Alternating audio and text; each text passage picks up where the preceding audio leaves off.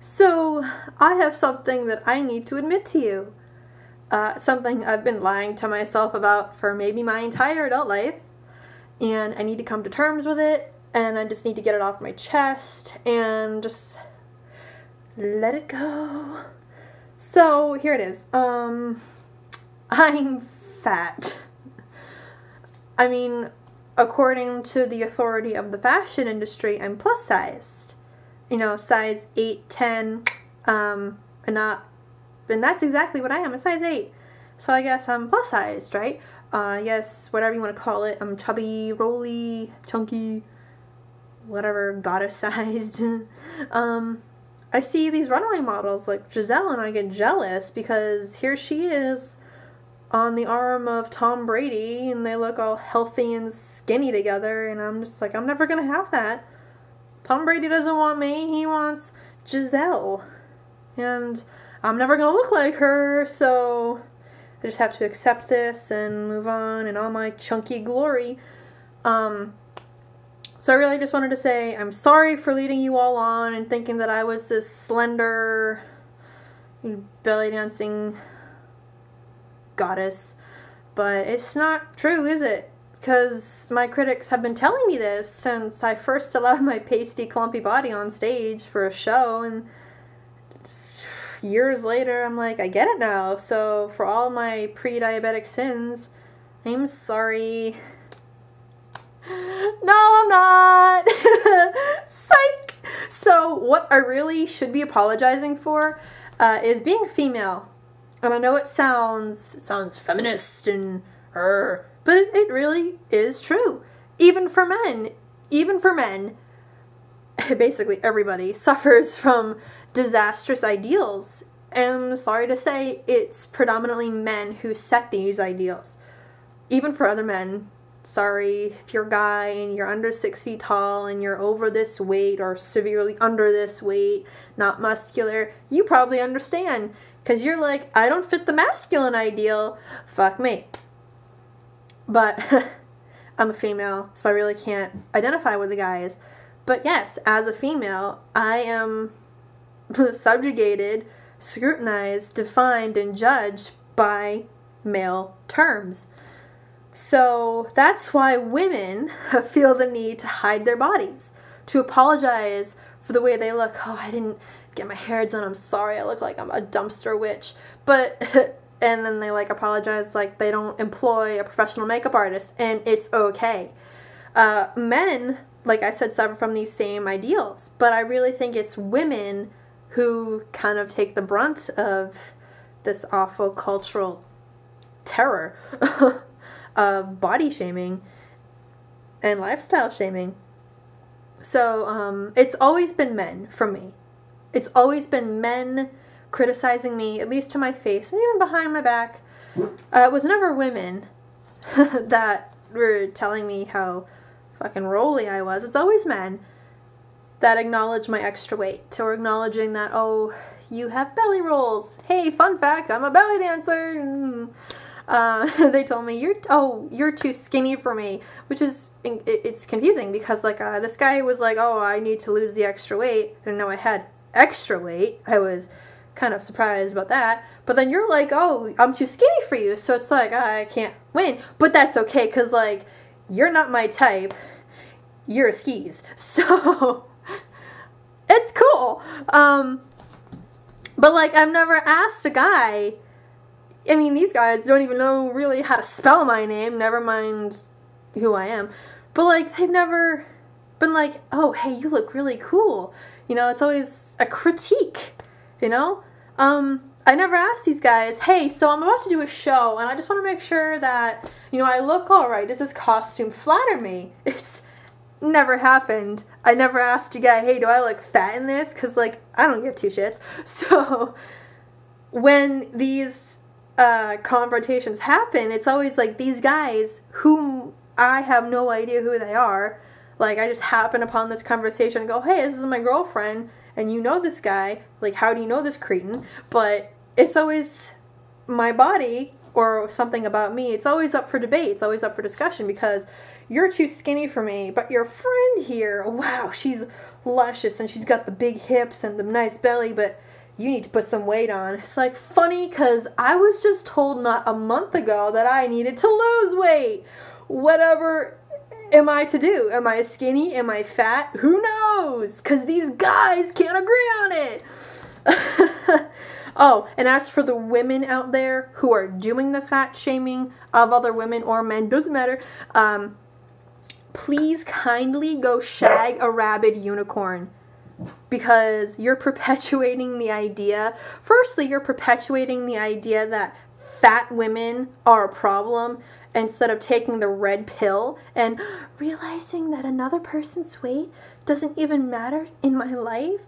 And while we're on the topic of calling me fat or just calling somebody fat, maybe understand that fat isn't an insult. It's not. All it does is just show where your mind is and where your ideals are. Obviously not in the right place if you're looking at someone's midsection, okay? Secondly, something that people who are, they're fat, they know they're overweight or they're morbidly obese. Their doctor has made them aware of this. Or they just happen to know, I gotta cut back on the junk food because, wow, winter has been terrible to me this year. It happens. Everybody goes through it. It happens. So somebody who is overweight, in their eyes they're overweight or they're chunky, they're probably aware of it, right? And they may or may not be doing something about it. They don't need your help, girl, please. So, also, calling me fat, like me personally, it opens my eyes and enlightens me to a whole new level of fuckery going on in this country. When, a person with a big body, aesthetically, we say they're fat. That doesn't mean shit. Because a person who looks fat may actually be healthier than me. Some of my fat friends can run half marathons. Me, I got these things called bad knees. We are not in the same class, okay? So fatness, aesthetic, weight doesn't mean anything.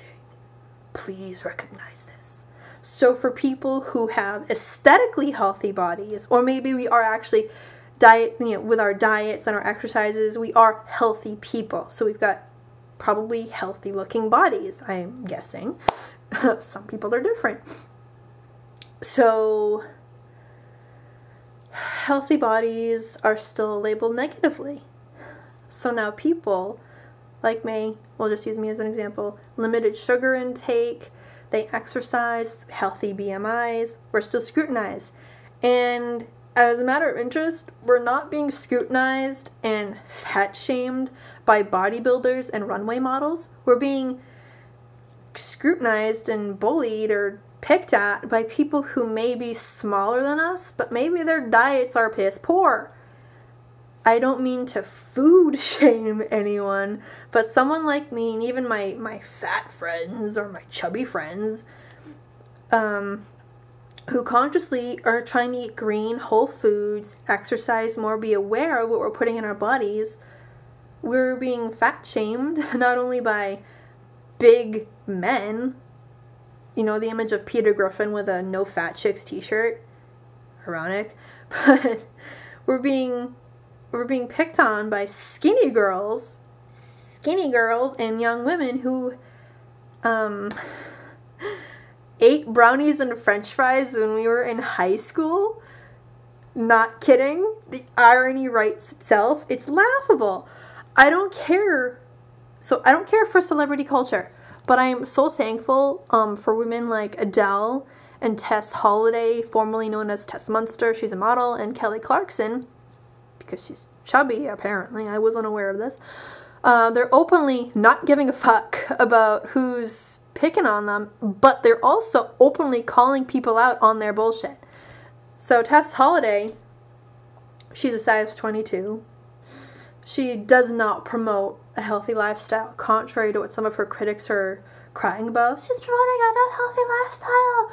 No, here's why. Girls are not going to see her and go, oh my God, Mom, I need to be a size 22. I need to gorge myself on Twinkies and Hot Pockets. No. What Tess is doing is just living her life and doing what makes her happy. Her job just happens to be that of a model and a public figure. And when girls see her, they think, oh my God, her body's normal. Like, it's bigger, but like they're not really focusing on the size. They're focusing on the normalcy of it. It's refreshing. Somebody who may look like me or may look like my mom or my best friend. This model is representing that. Her makeup is gorgeous. Where did you get that purple makeup? I need it. And she has tattoos. I love tattoos. I can have tattoos and be feminine. Look, a girl like me.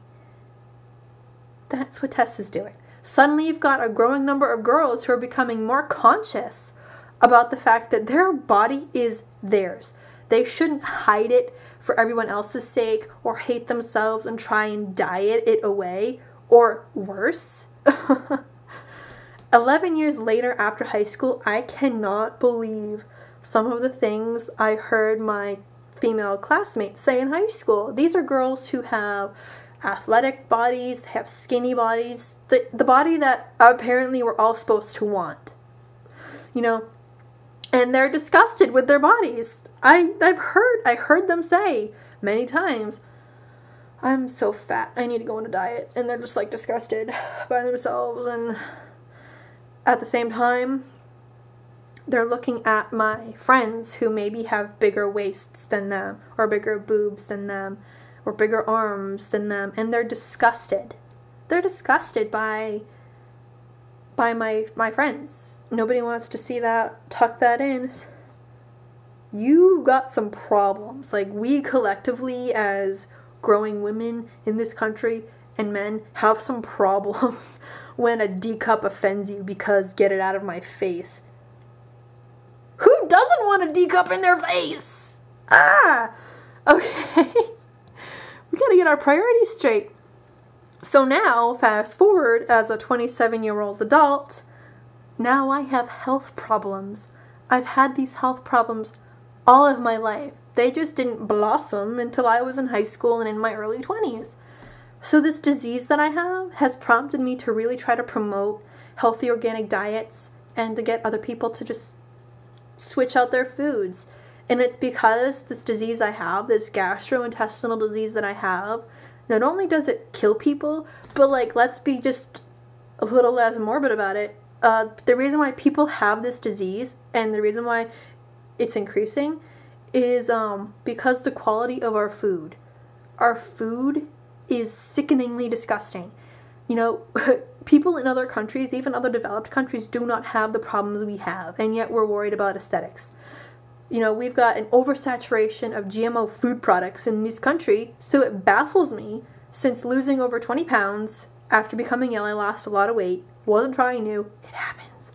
You know, and dealing with severe issues with food, people can still be so petty about the aesthetics of my body without even realizing what my body is going through. So, yeah, my disease can kill people at its worst. It prevents them from eating. People cannot eat or they die. And yet, I'm still fucking fat. It's the perfect example. It's the perfect narration for this country right now. We have the worst diets, the worst food quality in the developed world, and yet instead of trying to get people to choose better quality foods for their actual health and longevity, we're pissing ourselves because Kelly Clarkson still has baby weight a year later, and these chubby models are bad role models for our daughters. As a belly dancer and teacher, teach belly dancing, I know, or at least I believe, that the best dancers to watch dancing are the ones with, you know, some extra weight. Maybe they're chubby. Maybe they consider themselves chubby. Maybe they just have some extra curves, you know. But they're better and more fun to watch because the part of the world where belly dancing originated thousands of years ago, that was the part of the world like many parts of the world, where the female body, the healthy, fertile female body, was the image of God on earth, essentially. So it makes sense that the moves in belly dancing flatter that kind of body. So I've watched videos of dancers on YouTube, and the comments mixed in with the comments that are like, oh my God, you're amazing, they're still saying, oh, you've got a little too much weight there, or she's too fat, or maybe even she's too skinny to do this kind of dancing. And it's disheartening.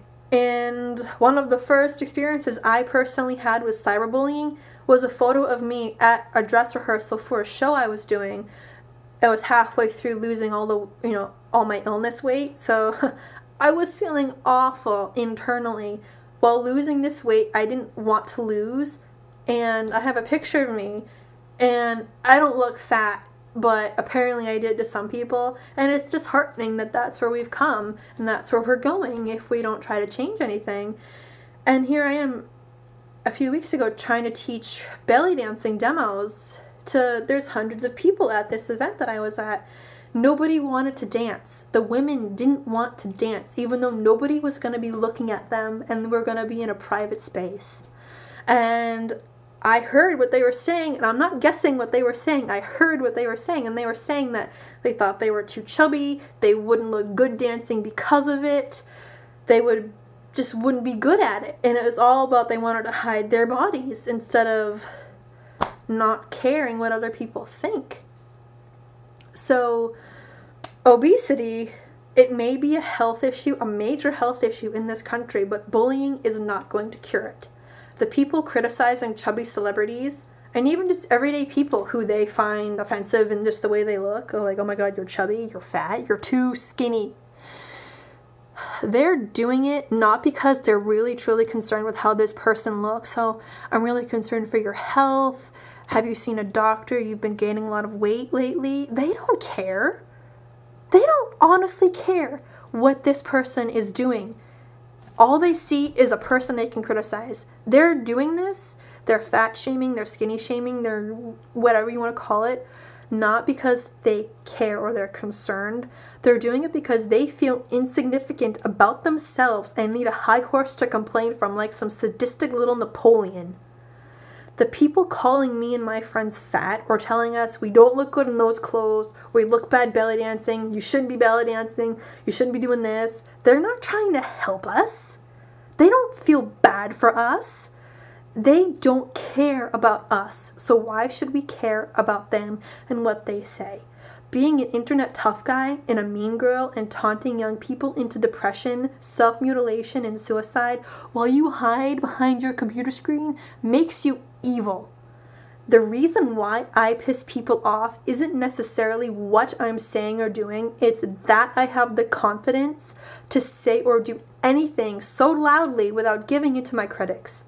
If you're pissing someone off and they're trying to silence you, or fat shame you, or body shame you in general, or they're being sexist and misogynistic to you, or trying to make you feel bad about yourself, you're probably doing something right, or at least you represent something right, something progressive, something that we need in our society.